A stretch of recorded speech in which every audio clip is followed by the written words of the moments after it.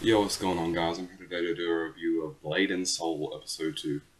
Now, this episode starts off, and Alka's just traveling, trying to find the next city so she can get a job or something. Alright, while she's traveling through the desert, a traveling merchant finds her and offers her one of these cloak type things that you wrap around your neck. It's not a full cloak, it's just like shoulder width and this high. I don't know the name of them, but anyway, she's like, you're gonna get sunburn if you don't wear this, and the sunburn is gonna be the least of your worries because other stuff could happen too. Like I don't know what the other stuff would be, but maybe heat exhaustion, to where she would die of thirst or something. But anyway, he gave her that, and since she had no money, he just added it to her tab.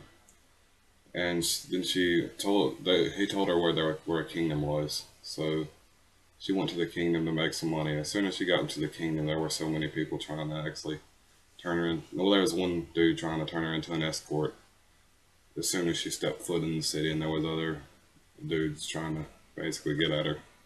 And then she tried to rest and then lean up against something real quick, and then apparently she was already in a prostitute spot. So, well, a prostitute slash mercenary spot. You'll find out about that later. But anywho, what happened was the prostitute basically told her to get the hell out of her spot.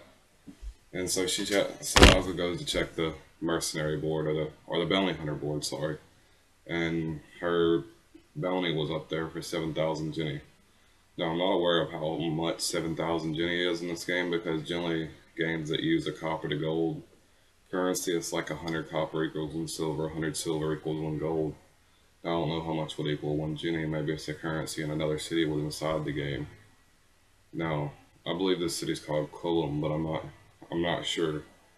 But before she went there, she was told by the traveling merchant that Palom might be there.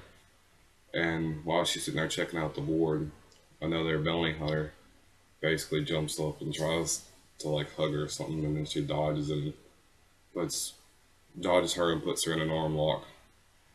And she's like, "No, I just want to be friends and all." So they become friends, and she takes Alka to a bar. Her name's Hazuki, and basically tries to put the tab off on Alka after after they get through drinking, and neither one of them had any money, so they had to work. They were gonna have to work for the bar, which apparently Hazuki's been doing for a while. She just works for the bar. Well, drinks, works for the bar, then comes back and drinks and works for the bar. It's just a big cycle. So she doesn't really seem like much of a bounty hunter, but the lady in the bar obviously knew something about her and was like, when she saw the butterfly, she didn't want to have nothing to do with it. She'd go ahead and leave. Her tab was basically covered. And as she leaves, she's ambushed by a Palom soldier, uh, just a mercenary, a prostitute, a Palom soldier, a prostitute from the beginning, and one more, I guess, bounty hunter.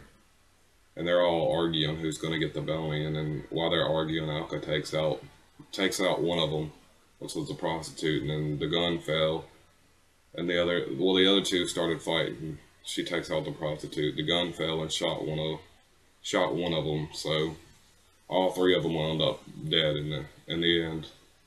So after that, the lady from the bar, Ella, I think her name is, his leader, shows up and basically said the clan of the sword execution style, which apparently she knows a lot more about than what we thought, but obviously she's in a bar, so she would learn all that stuff because generally bounty hunters and stuff, they hang out in a bar, so she would hear all that. And Hazuki was going to come up and try to take her bounty because Hazuki is a bounty hunter. She didn't know that Alka actually had a bounty. But anyway, Hazuki winds up chasing Alka, and they wound up fighting just outside the city. And Hazuki seems to be a pretty badass gunslinger. She's on point. And Alka's, obviously she's a badass swordsman or daggersman because she uses two double daggers. And apparently her gun bullets can pierce through rocks or something. It might be one of the enhanced bullet powers for the gunslinger class in this MMO. But basically Alka winds up with a knife at Hazuki's throat, and then Ella shows up again, the lady from the bar, and kind of throws something. I guess a shuriken or something, not a shuriken, but it would have probably been a kunai or something. Throws a kunai and knocks the blade out of Alka's hand, and then Alka dips out. Hazuki's bitching at Ella because she interfered because Hazuki apparently thought she was going to beat Alka, which was literally impossible because Alka already had a freaking knife at her throat and was behind her. So there was no way she was coming out of that. And on the last scene, we got to see the lady from the very beginning, or at least I think it was the lady from the very first episode. And she's like the leader of some ring of dark people or something. And one of them was trying, one of the subordinates or whatever was trying to do, like, I guess dirty deals with Coleman, and she didn't like it. So they uh, they had already asked him all the questions that he needed to know, that they needed to know. So she killed him by turning him into some kind of red demon looking thing. Now I'm not sure if that's that she just straight up killed him or turned him into a minion. We didn't get to see what actually happened to him. We just got to see him turning into like this red fiery blades or something. So this is going to be interesting to see what her power is alongside of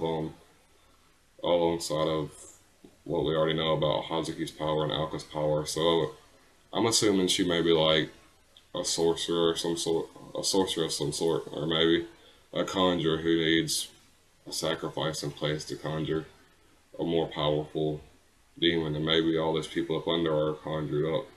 But it's just a possibility, or maybe I don't think that's what it is. I think they're actually subordinates, and she just killed the dude. I was just saying it's a possibility.